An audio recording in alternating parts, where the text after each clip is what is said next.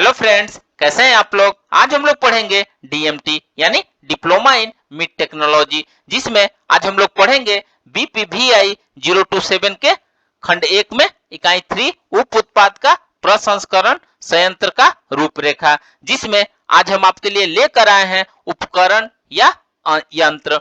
तो video start करने से पहले जो भी फ्रेंड्स हमारे चैनल पे नए आए हैं कृपया चैनल को सब्सक्राइब कर ले और बेल आइकन को प्रेस कर दे, ताकि जो भी लेटेस्ट वीडियो हमारे चैनल पे आए वो सबसे पहले आपको मिल सके। तो आइए ज्यादा टाइम को न लेते हुए चलते हैं अपने टॉपिक पर। उप उत्पाद प्रसंस्करण संयंत्र का रूपरेखा में उपकरण या यंत्र के बारे में पढ़ेंगे। तो आइए वीडियो को स्टार्ट करते हैं।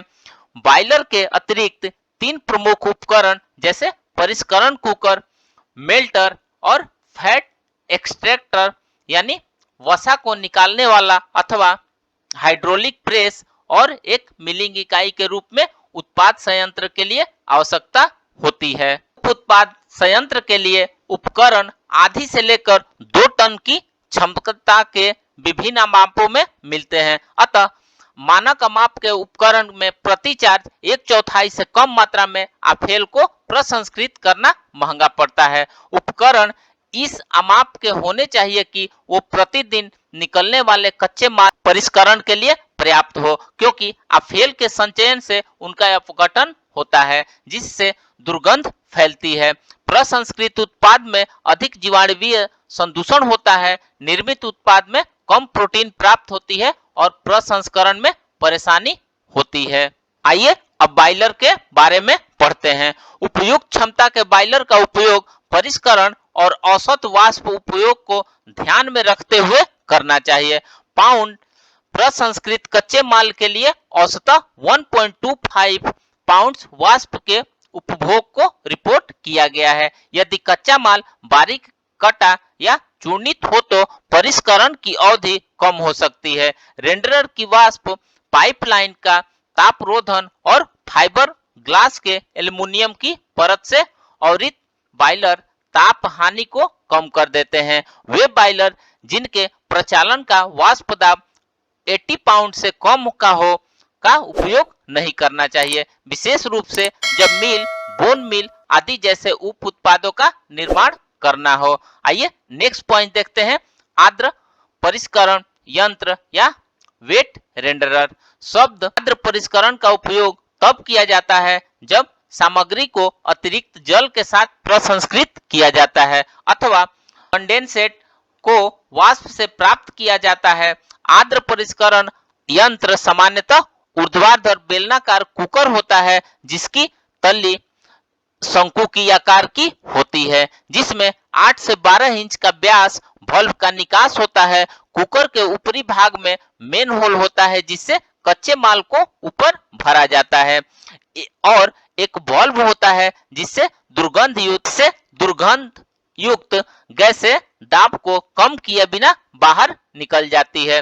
कुकर के पिछले भाग में कुछ टोटियां लगी होती है जिससे वसा और जल को निकाला जाता है। आर्द्र परिष्करण में सामान्यतः 40 पाउंड का दाब डाला जाता है। आवश्यक समय में 4 से 6 घंटे की होती है। निर्मित उत्पाद यानी मांस और हड्डी की लुगदी में जल और ग्रीज या वसा के निकल जाने के बाद भी 55% आर्द्रता होती है और इसके आर्द्रता स्तर को 8% से भी कम रखने के लिए शुष्कन यानी ठंडा की आवश्यकता होती है। आइए नेक्स्ट देखते हैं शुष्क और परिष्करण यंत्र। यह वह प्रक्रिया है जिसमें समस्त अवांछित आर्द्रता पोषकों को खोए बिना निकल जाती है। शुष्क परिष्करण यंत्र क्षैतिज वाष्प जैकेट का कुकर होता है जिसके मध्य भाग में बिछो भको का सेट लगा रहता है जो डाली गई सामग्री को लगातार गतिशील रखता है। वाष्प सिर्फ जैकेट में ही आती है। शुष्क परिष्करण प्रक्रिया में आर्द्र परिष्करण की अपेक्षा 20% से अधिक उत्पादन होता है, क्योंकि जल में घुलनशील निष्कर्ष और निलंबित प्रोटीन फेंके नहीं जाते हैं।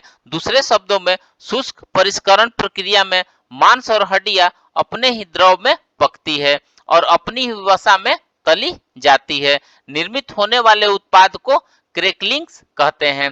क्रैकलिंग्स में वसा 2 प्रकार से कम की जा सकती है। पहला यांत्रिक तरीकों से और दूसरा रासायनिक तरीकों से।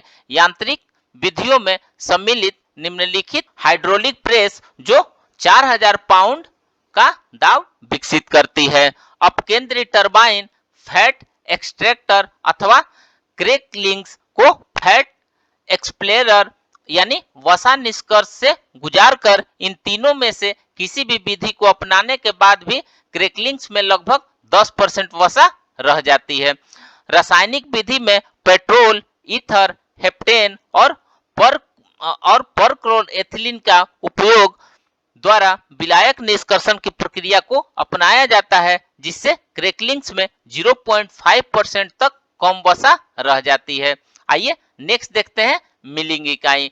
वसा के निष्कर्षण हो जाने के बाद क्रैकलिंग का बारीक चूर्ण बना लिया जाता है। इसके लिए विभिन्न ग्राइंडर्स और स्विंग बीटर का उपयोग किया जाता है। एक साइक्लोन और सैकिंग इकाई द्वारा पाउडर को सीधे मिल में भेजने के लिए पैकिंग की जाती है। तो फ्रेंड्स, इस प्रकार से आज हमने उप उत्पाद प्रसंस्करण संयंत्र का रूपरेखा में उपकरण के बारे में पढ़ा।